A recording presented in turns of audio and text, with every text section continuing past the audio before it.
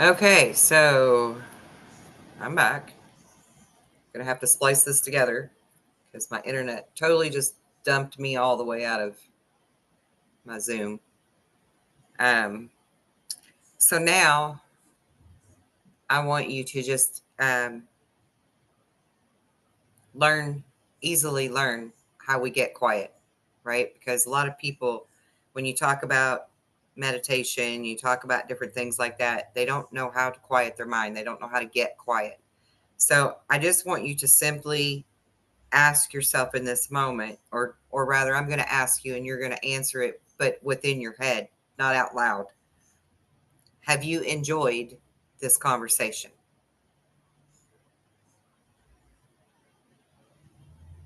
And again, don't answer out loud. Just think about it. Just hold the space for that question and its answer.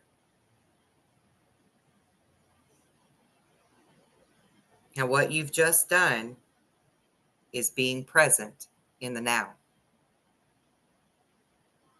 Being present in the now is how we quiet the mind. I'm going to ask you again, and I want you to really feel for it this time. Don't answer out loud. Are you enjoying this conversation?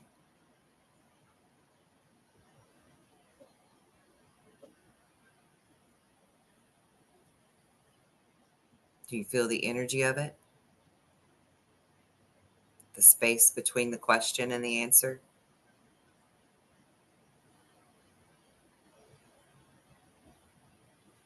The question and the answer are you in the on position of the experience. That's the vibration. The moment of being present, that in between and that right after, right? The space in between the question and the answer. And then the delayed response where you hold the space right after the answer. That is you being in the off position. And this is where you are fully connected to your mind, body, and soul. And in this off position is also where you are fully connected to the mind of God, the heart of God. God's mind is the awareness in the present now moment. There are many ways to achieve this moment, but getting quiet and understanding how easy it is to get quiet is the first step in truly connecting to the God mind, to the God heart, to the pulse.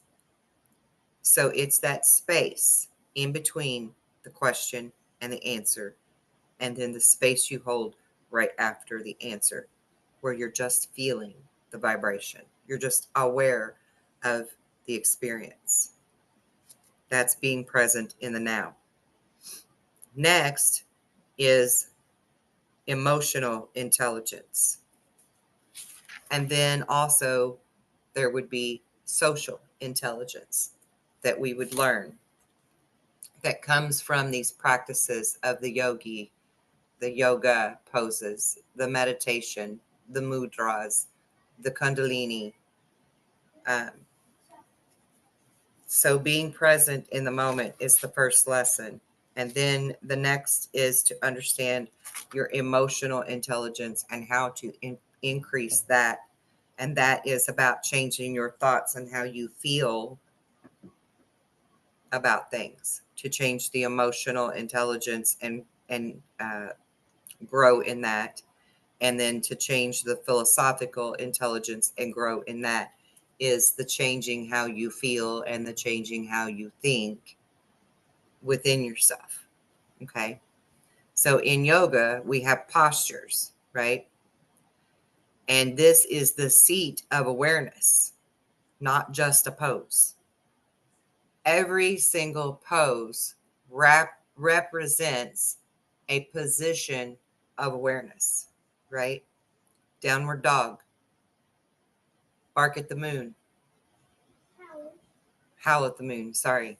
The sun pose.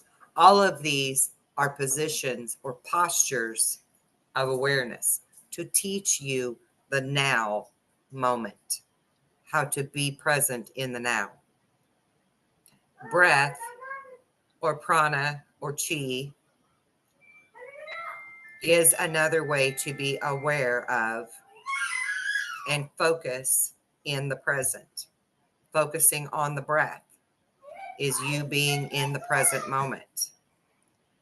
And to do transcendental meditation, you are both focused in the now and very aware of the body and what needs the extra attention in the self or in others. It's essentially like doing a body scan.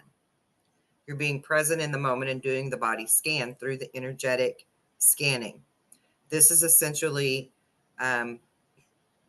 how we would read energy to know what needs healed within us and attention, needs extra attention, or in another person. This is what I do with my clients. I'm doing an energetic body scan to pinpoint where they need extra attention. Philosophy, spiritual experiences, quantum mechanics, it's all the same. It's truly seeing reality for what it is, which is energy. Energy can be manipulated.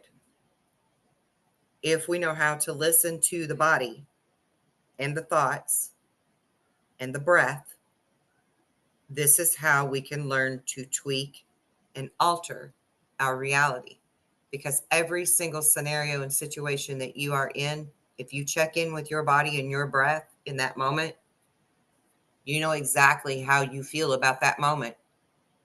And if you learn these steps that I can teach you, then you can also learn how to navigate and maneuver through any situation in order to get the outcome that's more desirable versus the one that isn't.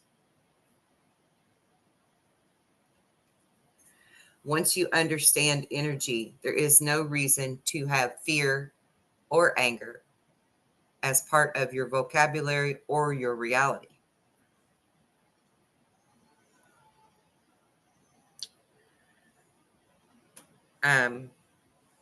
And this is a process. So we have to start practicing being present and feeling that now. And then one last thing I want to share is that the true meaning of being a light warrior isn't about fighting the darkness or um, constant focus on it to the point of feeling the hate. There are a lot of things politically and otherwise religiously that are coming to the surface now that a lot of people are feeling anger about. Rightly so in the human sense, but also in the higher self sense, unnecessary emotions to attach to these things that we are learning that are coming to light in order to transmute that darkness into light and be a true light warrior. We have to be able to rise above it. We have to live our best life by treating people with love and kindness that we interact with on a daily basis, not the people that are doing the bad things that are being arrested. The people we interact with on a daily. How do you treat them? How do you feel about them? How do you walk through your day with them? That is how you raise your vibration. The more we raise our vibration, the more successful we are in bringing the light to the world and getting rid of the darkness. It all starts with you. You know, Michael Jackson was right when he said, if you want to make the world a better place, you start with looking at the man in the mirror. He knew what he was talking about. Because being a true light warrior is about changing your vibration and who you are. You may not be able to change anything about what you're seeing playing out on the world stage or the country stage or whatever, right? You're learning about these things so that you can understand that this was things that were taking place that are going to now be stopped and ended. But to truly raise the vibration of the planet, we have to stay present in the now, in who we are, and how do we interact with the people in our little 6 degrees, in our little world. How do we affect them? How do we allow them to affect us? That interaction, that's where being a true light warrior is at. That's where it matters the most. So, treating people with love and kindness that you interact with on a daily basis is how we raise the vibration of the whole. This is how good wins. This is how God wins. The Great Awakening shows the truth. It shines the light on dark places and dark things, people included.